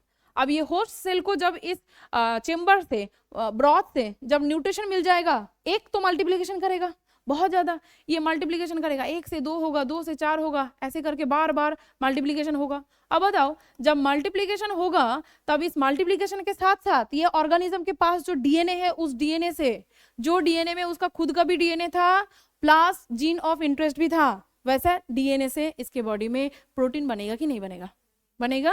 तो यहाँ पे प्रोटीन भी बन रहा है, ठीक है। तो यहाँ पे ये प्रोटीन भी बना रहा है, ठीक है, ये प्रोटीन भी बना रहा है। चलो ये प्रोटीन भी बना रहा है ऐसे, ओके। तो इसके पास सारे के पास प्रोटीन भी बन रहा है, ठीक है। तो ये प्रोटीन भी यहाँ पे आएगा, प्रोटीन भी यहाँ पे मिक्स होगा, ठीक है, प्रोटीन भी रहेगा जो प्रोटीन तुम्हें चाहिए। आप सोचो ये इंसुलिन है या कोई भी प्रोटीन है, जो प्रोटीन इसके पास बन रहा है, तो यहाँ पे प्रोटीन भी बन रहा है, होस्ट सेल भी इंक्रीज हो रहा है, न्यूट्रिशन भी इंक्रीज हो रहा है, ठीक है। तो यहाँ पे दूसरा कोई ऑर्गेनिज्म का भी जिंदगी बच सकता है, फैमिली बना सकता है। इसीलिए यहाँ पे एक स्टेराइल एयर पास करना होगा, स्टेराइल एयर को पास करना होगा। स्टेराइल एयर मतलब याद है, स्टेराइल कंडीशन मैंने बताया था, मतलब नॉन डिजरेबल माइक्रोब्स फ्री, ठीक है। मतलब कोई नॉन डिजरेबल माइक्रोब भी ये खाना पीना देख के आ सकता है ना, कोई भी उसको छोटा सा जगह चाहिए आने के लिए तो यहाँ से घुस ही सकता है कहीं से भी। तो इसलिए हम ऐसा यार यहाँ इसमें डालेंगे ताकि सिर्फ तुम्हारा जो होस्ट बॉडी है, होस्ट सेल है, वही कल्चर हो, बाकी कोई अनडिजरेबल कैरेक्टर, अनडिजरेबल कोई भी ऑर्गेनिज्म यहाँ पे ना हो जाए, ठीक है। यहाँ पे अनडिजरेबल कोई भी माइक्रोब को क्या करना है, फ्री कर देना है, ठीक है, अनडिजरेबल माइक्रोब्स फ्री कर देना है, स्टेराइल एयर। और यहाँ पे पीएच को मेंटेन किया जाता है, पीएच और एसिड बेस कंडीशन को मेंटेन किया जाता है, ठीक है, मेंटेन। बस मेन बात ये है कि एक मोटर लगाया जाता है, बीच में उस ब्रॉथ को क्या किया जाता है, घुमाया जाता है, ब्रॉथ के अंदर रहता है न्यूट्रिशन मिनरल्स, किसके लिए, जो यहाँ पे ऑर्गेनिज्म, जो ऑर्गेनिज्म को यहाँ पे ग्रो कराना है। और ऑर्गेनिज्म यहाँ पे कौन है, जो होस्ट सेल हमने लिया था, उस होस्ट सेल अभी कैसा है, वो होस्ट सेल अभी हेटेरोजेनस है, ठीक है, वो होस्ट सेल अभी हेटेरोजेनस है, ठीक है। ये हो गया स्टार्ट, ओके। चलो स्पार्ज को पहले समझा देते, फिर एक बात बताएंगे यहाँ से, बताएंगे, वो अभी खत्म नहीं हुआ, ठीक है बताएंगे, अभी भी बहुत बाकी है इसका। सुनो एक स्टेप बाय स्टेप सुनो। स्पार्ज रिएक्टर, हाँ अभी तो यहाँ पे रहेगा, इसको एक्सट्रैक्ट करना है, अभी बहुत सारे हैं। सुनो अब देखो इन दोनों में फर्क कुछ नहीं है, ये स्टार्ड में और स्पार्ज्ड में। स्पार्ज्ड में क्या होता है, यहाँ पे भी ऐसे टैंक यूज किया जाता है, ऐसे एक टैंक यूज किया, बहुत गंदा बना,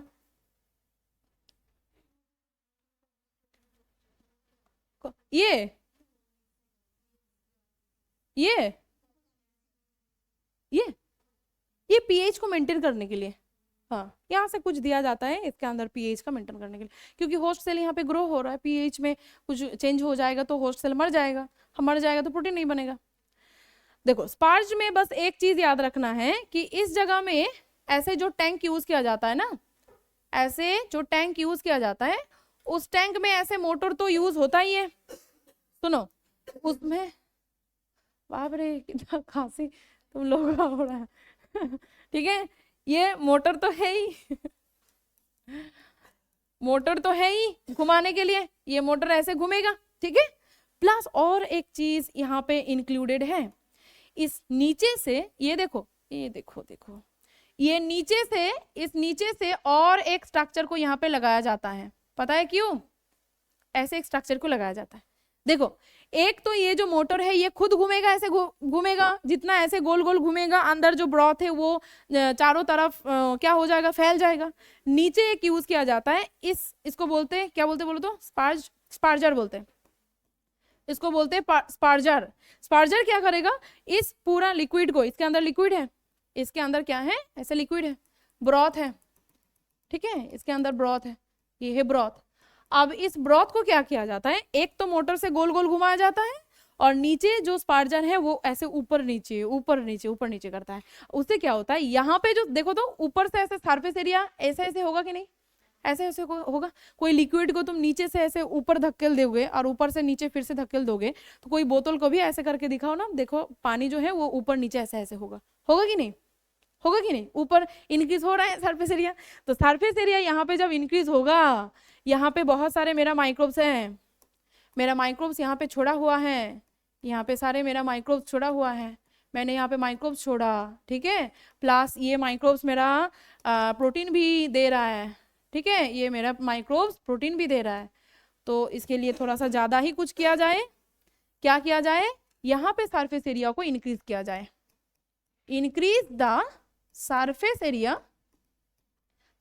area of the medium, culture medium, ठीक है, मीडियम का सरफेस एरिया को इंक्रीज करने से क्या होगा, देखो जितना इंक्रीज होगा सरफेस एरिया उतना ज्यादा एयर को इसके अंदर पास होने का मौका मिलेगा।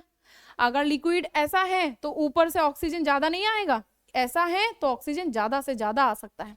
तो यहां से क्या होगा, for gas for air pass, ठीक है, यहां से क्या होगा, ऑक्सीजन ज्यादा से ज्यादा आ सकता है अंदर। तो देखो बैक्टीरिया को ज्यादा से ज्यादा ऑक्सीजन मिलेगा यहाँ पे, ठीक है, ऊपर से ज्यादा प्लेस मिलने के लिए। प्लस ये करने से एक बार तुमने बोतल को जब ऐसे किया तो अंदर बहुत सारे बबल्स बना, ठीक है, तो यहाँ से ऐसे बहुत सारे बबल्स बनेगा, ऐसे बहुत सारे बबल्स बनेगा, ऐसे बहुत सारे बबल्स भी बनेगा, और इस बबल से क्या होगा, बबल्स भी ऑक्सीजन का जो सप्लाई है वो बढ़ाएगा, मतलब ये सरफेस को बढ़ाएगा। ऐसे जो बबल्स बना, रुको ऐसे ड्रॉ करो, ये bubbles increase the air pass, ठीक है, increase the war transfer area. Oxygen का क्या काम है, यहाँ पे जो सेल दे रहे हैं उसको रेस्पिरेशन के लिए ऑक्सीजन नहीं चाहिए, हाँ, यहाँ पे एयर को पास किया जा रहा है, स्टेराइल एयर जिसमें एयर जाएगा लेकिन कोई माइक्रोब्स नहीं जाएगा, और यहाँ पे ऐसे यहाँ पे तो ऑक्सीजन रहेगा, खाली प्लेस में ऑक्सीजन तो रह ही सकता है, ठीक है, ऐसा तो कुछ दिया नहीं है, देखो तो ऐसा कोई एयर के लिए कोई वैक्यूम दिया है, ऐसे कोई वैक्यूम के लिए नहीं दिया है, ठीक है। हाँ, अगर यहाँ पे खुलाई है, सोचो अगर यहाँ पे खुलाई है तो यहाँ से ऑक्सीजन पास हो सकता है ज्यादा से ज्यादा, जितना ज्यादा यहाँ पे सरफेस एरिया बढ़ाएंगे ऊपर से उतना ज्यादा ऑक्सीजन को कैप्चर कर पाएगा, ठीक है। बोलो तो कौन सा ज्यादा अच्छा होगा, ये वो यही सबसे ज्यादा अच्छा होता है, क्योंकि इसमें इतना सारा कुछ फंक्शंस किया हुआ है, ऑक्सीजन का सरफेस एरिया बढ़ाया गया है, इसमें ऐसे स्पार्जर को यूज किया गया है, ठीक है। ये दोनों प्रोसेस याद रखो, हो गया। अब इसमें और दो चीज बताएंगे, हो गया, चलो नेक्स्ट स्लाइड में जाए, लिखो लिखो,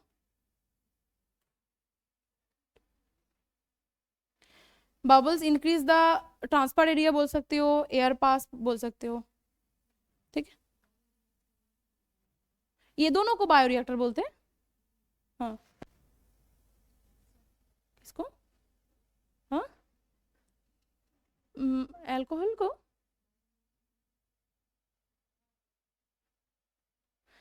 नहीं नहीं उसके लिए तो अलग है, वाइन बनाने का जो है फर्मेंटेशन, हाँ फर्मेंटेशन करने के लिए इसमें, उसको बायो फर्मेंटर बोलते हैं ठीक है, हो गया। चलो नेक्स्ट देखो, सुनो ये जो दोनों टैंक बना, ये जो दोनों टैंक बना, ये दोनों टैंक को हम बायोरिएक्टर बोल रहे हैं, बायो रिएक्टर, और ये भी बायोरिएक्टर, ठीक है। अब ये दोनों बायोरिएक्टर में कुछ जगह होते हैं, कुछ टैंक ऐसे बनाया जाता है जिसमें मतलब कल्चर करने के लिए, कल्चर इन बायोरिएक्टर, कल्चर करने के लिए दो तरह का ऐसा कल्चर किया जाता है। कभी कभी होता है इसमें एक ही टैंक लिया और उसमें लिमिटेड तुमने फूड दे दिया, उसको बोलते हैं बैच कल्चर, ठीक है। और एक होता है जिसको बोलते हैं, बोलो, कंटिन्यूअस कल्चर बोलते हैं, और एक है कंटिन्यूअस कल्चर सिस्टम, ठीक है, और बैच कल्चर सिस्टम, ठीक है, बैच कल्चर सिस्टम। एक है बैच कल्चर सिस्टम और एक है कंटिन्यूअस कल्चर सिस्टम। सुनो, जब ऐसे कोई रिएक्टर में दोनों में से कोई सोचो, ऐसे बायोरिएक्टर में जब ऑर्गेनिज्म को तुमने अंदर डाल दिया, उसमें जब न्यूट्रिएंट दिया, तो वो न्यूट्रिएंट अगर तुम सीमित दिया, अगर तुम ऐसे सीमित दिया, मतलब ऐसे बायोरिएक्टर और इस बायोरिएक्टर में तुमने इतना ही खाना दिया, तुम इससे ज्यादा नहीं दोगे, इससे ज्यादा तुम नहीं दोगे, और किसका वेट कर रही हो, इसके अंदर जो ऑर्गेनिज्म तुमने डाला है, ये ऑर्गेनिज्म जो तुमने डाला है, होस्ट सेल जो डाला है, तब तक का तुम इंतजार कर रहे हो कि ये सारे होस्ट सेल ये सारा न्यूट्रिएंट को पूरा खा के खत्म कर दे, ठीक है। इससे क्या प्रॉब्लम होगा, कुछ प्रॉब्लम हो सकता है, दिमाग में कुछ आ रहा है कि कुछ प्रॉब्लम हो सकता है, क्या क्या प्रॉब्लम हो सकता है? हाँ, इसमें लो हो जाएगा, लो लेवल ऑफ न्यूट्रिशन हो जाएगा, है ना। एक टाइम ऐसा होगा न्यूट्रिशन खत्म हो जाएगा, अचानक अगर यहाँ पे न्यूट्रिशन खत्म हो गया तो यहाँ पे ऑर्गेनिज्म मरेगा, डेड होस्ट, है ना, होस्ट सेल का डेथ होगा कि नहीं, होस्ट सेल, ठीक है, ऑर्गेनिज्म यहाँ पे डेथ होगा, तो यहाँ पे कचरा भर जाएगा, वेस्ट मटेरियल इंक्रीज, इसमें क्या होगा, वेस्ट मटेरियल इंक्रीज हो जाएगा, है ना। तो इसमें लॉस है, ये प्रोसेस लॉस है। इसमें तुम्हें क्या पढ़ना है, एक ग्राफ पढ़ना है, बस एक ग्राफ को देखना है, ठीक है। सोचो, एक तरफ है टाइम और एक तरफ है ग्रोथ, तुमने सब कुछ इसमें, ये बायोरिएक्टेंट जो टैंक है, इस टैंक में तुमने दे दिया बायोरिएक्टर कल्चर, ठीक है, मीडियम, इस मीडियम में तुमने दे दिया सारे के सारे चीजें जो देना था, न्यूट्रिएंट भी दे दिया, मतलब ब्रॉथ भी दे दिया, होस्ट भी दे दिया। फिर तुम देख रहे हो कि ये होस्ट कुछ टाइम ऐसा आएगा जब ये बढ़ेगा धीरे धीरे, है ना, क्योंकि इस टाइम इसको खाना पीना सब कुछ मिल रहा है, क्योंकि ऑर्गेनिज्म का नंबर कम है लेकिन न्यूट्रिएंट बहुत ज्यादा है। इस टाइम ये एकदम इधर उधर घूम के आराम से खाना पीना खाएगा, इंक्रीज करेगा अपना नंबर। तो ये इसमें क्या होगा, इस फेज को क्या बोलते हैं, यस, लैग फेज बोलते हैं ना, हम ग्रोथ में पढ़ते हैं, है ना, लैग फेज बोलते हैं। लैग फेज के बाद एक टाइम ऐसा आएगा, ऐसा स्लोप धीरे धीरे करके, मतलब इंक्रीज, पहले ऐसे नहीं होते, एक सेकेंड, पहले ये धीरे धीरे बढ़ेगा। पहले तुमने जब न्यूट्रिएंट डाला तब ऑर्गेनिज्म को समझने में थोड़ा सा टाइम लगा, धीरे धीरे खाएगा, इस फेज को बोलते हैं लैग फेज। अब ये जब एक बार दे दिया, चलो यहाँ पे बहुत सारा न्यूट्रिएंट है और हमारा नंबर भी ज्यादा नहीं है, चलो जितना है न्यूट्रिशन उसको सबको खा के खत्म कर देते हैं, क्या होगा, एक्सपोनेंशियल, मतलब लॉग फेज। इसको क्या बोलते हैं, लॉग फेज बोलते हैं, लॉग और एक्सपोनेंशियल बोलते हैं, एक्सपोनेंशियल, बिल्कुल जो ग्रोथ में हमने समझा था, प्लांट ग्रोथ एंड डेवलपमेंट का चैप्टर में। लेकिन बताओ तो यहाँ पे जितना सारा होस्ट सेल है उसके लिए लिमिटेड डाला है तुमने ना, इसमें लिख के रखो लिमिटेड, मैंने नहीं लिखा, लिमिटेड है ना, लिमिटेड है खाना, न्यूट्रिशन। तो लिमिटेड होने के लिए एक टाइम के बाद होस्ट सेल को खाना पीना नहीं मिलेगा, होस्ट सेल का जो ग्रोथ है वो क्या होगा, मतलब ये होस्ट सेल मरने लगेगा। क्या बोलते इसको, स्टेशनरी फेज बोलते हैं, स्टेशनरी फेज बोलते हैं, है ना। तो ऐसे बैच कल्चर जब करते हैं तो बैच कल्चर में ऐसे कंडीशन बनता है। कंटिन्यूअस कल्चर में देखो बहुत अच्छा है, इसमें से क्वेश्चन आता है। इसमें क्या किया तुमने, इसमें ऐसे बायोरिएक्टेंट का जो टैंक है वो लिया, ठीक है, लेकिन एक साइड से तुम एक पैसेज बनाओगे, कोई डायग्राम नहीं है एनसीईआरटी में, बस समझने के लिए एक डायग्राम बना के रखो, एक पैसेज बनाओगे, इधर से भी एक पैसेज बनाओगे, ठीक है, इधर से भी एक पैसेज बनाओगे। क्या करोगे, यहाँ पे तुम क्या करोगे, तुमने कल्चर मीडियम डाल दिया, न्यूट्रिएंट डाल दिया, ये देखो तुमने यहाँ पे न्यूट्रिएंट, फ्रेश न्यूट्रिएंट डाला, उसी के साथ साथ तुमने यहाँ पे बहुत सारे होस्ट भी डाला, ठीक है, होस्ट भी डाला। अब ये होस्ट सेल खा के पी के मस्त है। अपना नंबर को भी इंक्रीज कर रहा है, रिकॉम्बिनेंट प्रोटीन भी बहुत ज्यादा बना रहा है, ठीक है। लेकिन रिकॉम्बिनेंट बनाते बनाते होस्ट सेल का नंबर बढ़ते बढ़ते एक टाइम ऐसा आएगा न्यूट्रिएंट का कमी होगा, उस टाइम क्या करोगे। और एक भी है, ये होस्ट सेल भी इसके अंदर जब जिंदा है तो ये होस्ट सेल कुछ एक्सक्रीटोरी मटेरियल भी तो क्रिएट करेगा ना, एक्सक्रीटोरी मटेरियल भी यहाँ पे क्रिएट करेगा।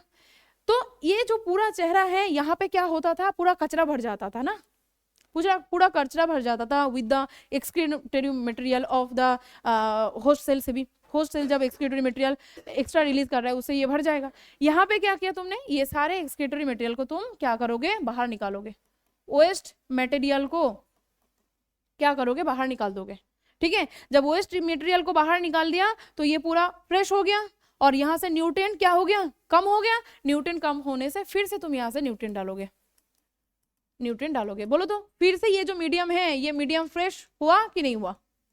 बार बार इसको एक तरफ से इसको बाहर पास आउट करना है। इसमें क्या करना है, एक तरफ से 1 OA में पास आउट द वेस्ट, ठीक है। और अनदर वे में इनपुट द फ्रेश न्यूट्रिएंट, ठीक है, न्यूट्रिएंट। ऐसे कल्चर को कंटिन्यूअस कल्चर सिस्टम बोलते हैं, ठीक है।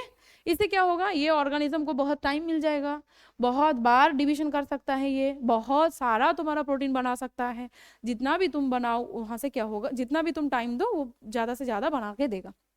इसका ग्रोथ कैसा होना चाहिए, इसका ग्रोथ कैसा होना चाहिए, ऐसा, ये टाइम तुम दे रहे हो ऐसे ग्रोथ कैसा होगा, देखो ओनली क्या क्या रहेगा, ये देखो लैग फेज, ठीक है, लैग फेज और एक्सपोनेंशियल, है ना। ये जाएगा स्टेशनरी फेज में, जाएगा नहीं, स्टेशनरी फेज में जाएगा नहीं जाएगा। ये जो है लिख के रखो, ये बोलो हाँ लैग फेज है, ये लैग फेज और ये है लॉग फेज और एक्सपोनेंशियल लिख के रखो। ये continuous culture medium have only lag phase and बोलो एक्सपोनेंशियल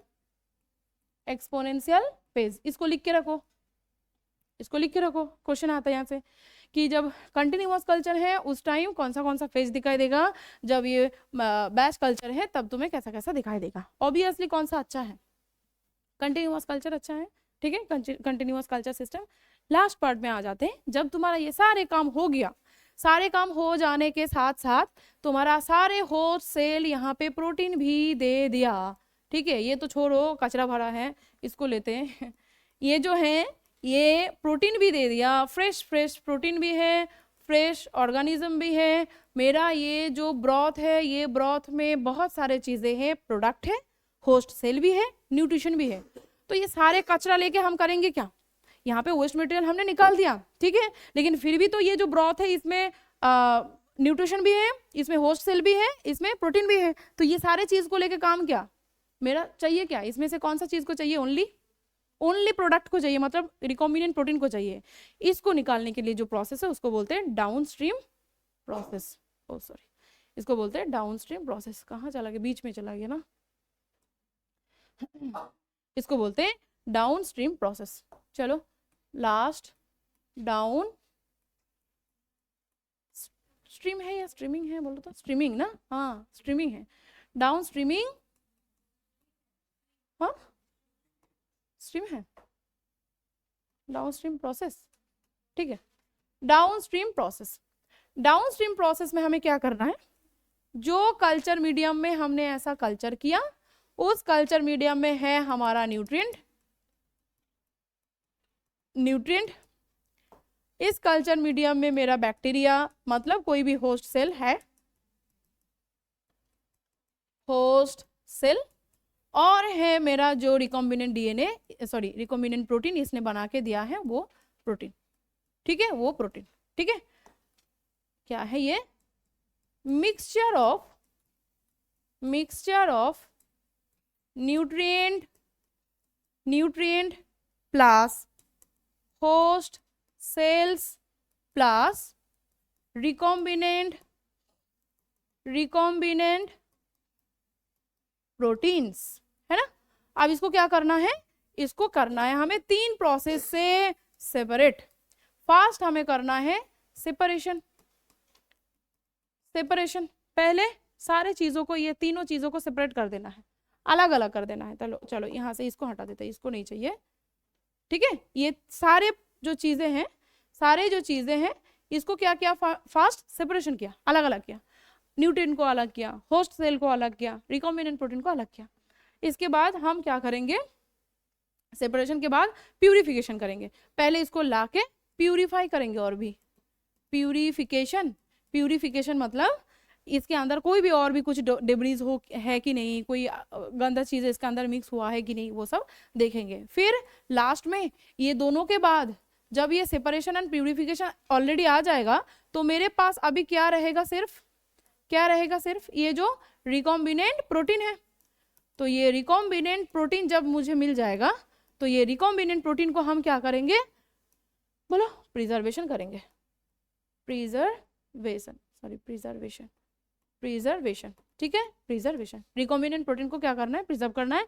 बाकी जो होस्ट सेल्स था उसको कहीं पे भेज दो, अपने जगह में भेज दो, अपनी दुनिया में। और जो ब्रॉथ है उसको भी निकाल दो, यूज होता है तो करो, नहीं तो फेंक दो, ठीक है। तो ये तीनों जो प्रोसेस है, ये तीनों प्रोसेस को एक साथ मिला के डाउन स्ट्रीम प्रोसेस बोलते हैं। सिर्फ इतना के लिए हमने इतना सारा क्लास में कितना कुछ सीखा, सिर्फ इतना के लिए।